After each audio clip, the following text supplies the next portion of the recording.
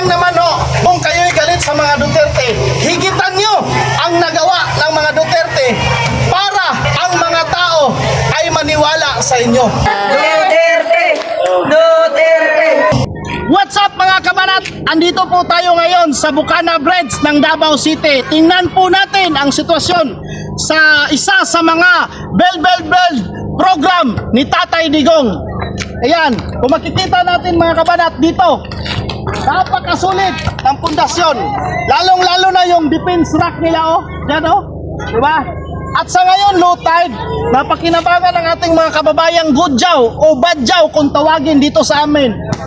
Mahilig po sila sa larong balibol, no? At dito po, tingnan po natin mga kabanat, no? Ayan. Ito po, yung ating mga kababayang Gudjaw, mahilig po sila. Ito po yung ginagawa nilang playground, no? Playground. Napakinabangan ho ng ating mga kababayang Gudjaw itong tulay na ito. At yung nandoon sa may gitna mga kabanat, yun po ang ginagawa nilang stage or para sa basketball court. O kung makikita nyo, dito po tayo ngayon, no? Nakatayo po tayo dito sa itaas, no? Sibabaw, Kaya, sibabaw. napakalaking tulong, no? At napakinabangan ng ating mga kababayan. Hindi lang itong tulay papuntang Coastal Road doon sa from Davao City Lanang Bridge to Samal Island. Ito po, kadugtong po ito. So napakasulido po kung makikita nyo. Ito ay napakinabangan na ng ating mga kababayang Gudjaw at Badjaw kung tawagin dito sa amin mga kabanat.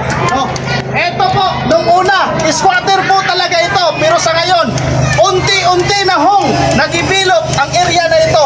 Dahil ho yan sa mga Duterte. Dahil ho yan sa ating mahal na former President Rodrigo Roa Duterte.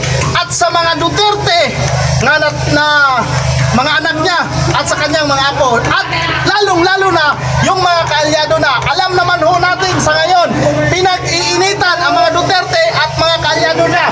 Subalit, ang tanong po, sino ho ang gumagawa ng tama? Yun rin ho ang tinitira nila para gawa ng mali. Simple lang naman ho, no? Kung kayo'y galit sa mga Duterte, higitan nyo ang nagawa ng mga Duterte para ang mga tao ay maniwala sa inyo. Yan, kung makikita nyo, ito po, hindi ho mahirap ang ating mga kababayang Gudjaw sapagkat sila po'y nagmamayari ng mga bangka. Businessman po ang ating mga kababayang Gudjaw. O, kita nyo yung mga bangka dyan. O, kita nyo, lahat po yan mga bangka nandyan. Pagmamayari po yan ang ating mga kababayang Gudjaw. Businessman po yan, no? Kaya hindi po, o, eto, makikita nyo. Kamay-kamay tayo, kamay-kamay. Yan. O, ito. Mga Bisaya! Ay, mga Bisaya mo.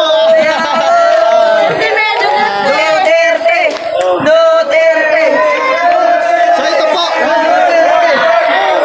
Masayang-masaya po sila mga kababayan, no? Kahit sa ganitong paraan ay nakinabang ang ating mga kababayang Gudjaw or Badjaw. Kahit sino po, welcome dito. Nung araw, hindi ho ito kung ano ho itong mutsura rito, no? Dahil po squatter talaga, napakarumi. Subalit ngayon ay napakinabangan na ng ating mga kababayan. Yun lang ho, maraming salamat, Solid Duterte.